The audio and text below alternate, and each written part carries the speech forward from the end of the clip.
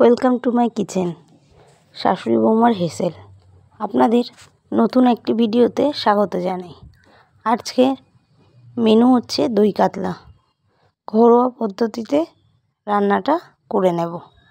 প্রথমেই মাছে নুন আর হলুদ ভালো করে মেখে নিয়েছি। মাছের পিসগুলো একটু বড় বড় হলে দই কাতলা খেতে খুব ভালো লাগে। আমরা মিডিয়ামই রেখেছি, ঘরে খাবো সেই জন্য। প্রথমে ভালো করে এক পাশ মাছটা ভেজে উল্টে নিচ্ছি। দুপাশই মোটামুটি ভালোভাবে লাল লাল করে মাছগুলো ভেজে নিতে হবে। মাছটা অবশ্যই ভালো করে ভাজবেন।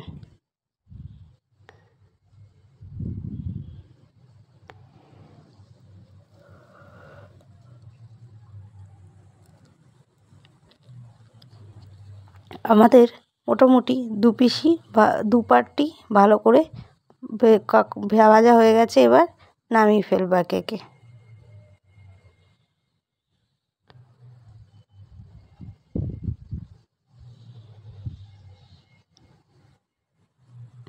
সেম পদ্ধতিতেই আমি বাকি মাছ দুটো ভেজে নেব।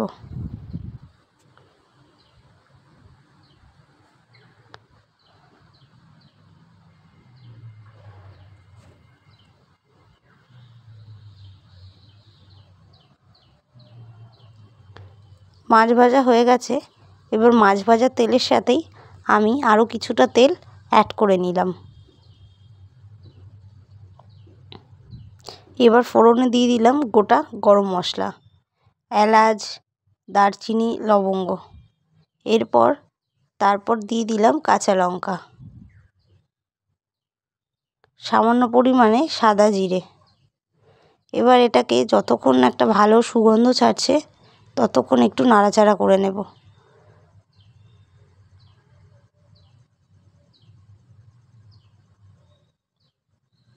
এরপর পেঁয়াজটা ভালো করে ভেজে নিয়েছি। পেঁয়াজ ভাজা হয়ে গেলে এরপর আমি দিয়ে দিলাম সামান্য পরিমাণে আদা রসুন বাটা। মশলা একদমই কম ইউজ করছি। কেননা এটা অনুষ্ঠান বাড়ির মতো অত রিচ হবে না, একদম ঘরোয়া হালকা হবে। আপনারা চাইলে রিচ করেও করতে পারেন, তার জন্য মশলার পরিমাণটা একটু বাড়িয়ে দিলেই হবে। এরপর সামান্য পরিমাণে টমেটো দিলাম। অনেকেই আছেন দই কাতলাতে টমেটোর ব্যবহারটা করেন না, কিন্তু ঘরোয়া পদ্ধতিতে একটু টমেটো দিয়ে করে দেখবেন, ভালোই লাগে। সামান্য পরিমাণে নুন দিয়ে ভালো করে নেড়ে ছেড়ে নেব। নুনটা দিয়েছি যাতে টমেটোটা গলে যায় তাড়াতাড়ি। চলুন, এদিকে মোটামুটি মশলা প্রায় ভাজা হয়ে গেছে, মশলা থেকে তেল ছাড়ছে। এরপর আমি দই দিয়ে দেব।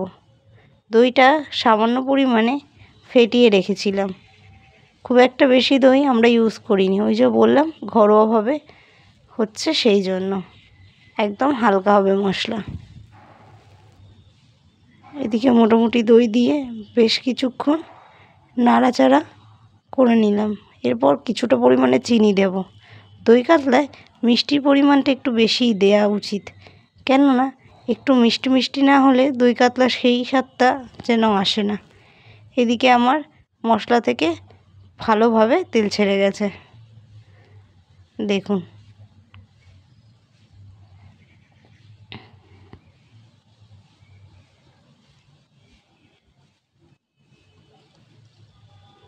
তারপর আমি পরিমাণ মতো জল দিয়ে দিলাম। এটা একদমই মাখা মাখা হবে। এবার মাছগুলো মোটামুটি জলে যেটুকু ফুটতে লাগবে ওইটুকুই। এবার ঝোল ফুটে যেতেই আমি একে একে মাছের পিসগুলো দিয়ে দিচ্ছি।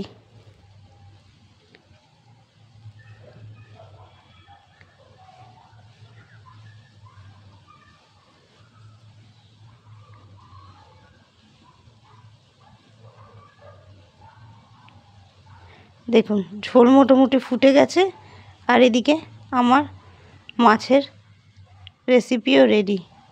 একদম ঘরোয়া পদ্ধতিতে দই কাতলা।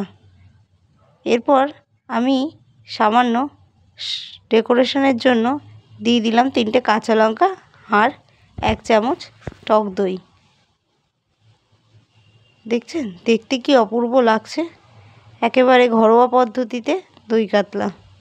আপনারা অবশ্যই বাড়িতে একবার করে দেখবেন কেমন হয়েছে, আর কমেন্টে জানাবেন এই পদ্ধতিতে রান্না করে আপনাদের কেমন লাগলো। আর ভালো লাগলে একটি লাইক, সাবস্ক্রাইব এবং শেয়ার করতে ভুলবেন না। পাশে থাকা বেল আইকনটাও প্রেস করবেন যাতে সবার প্রথমে ভিডিও আপনারা দেখতে পারেন। Thank you for watching my video.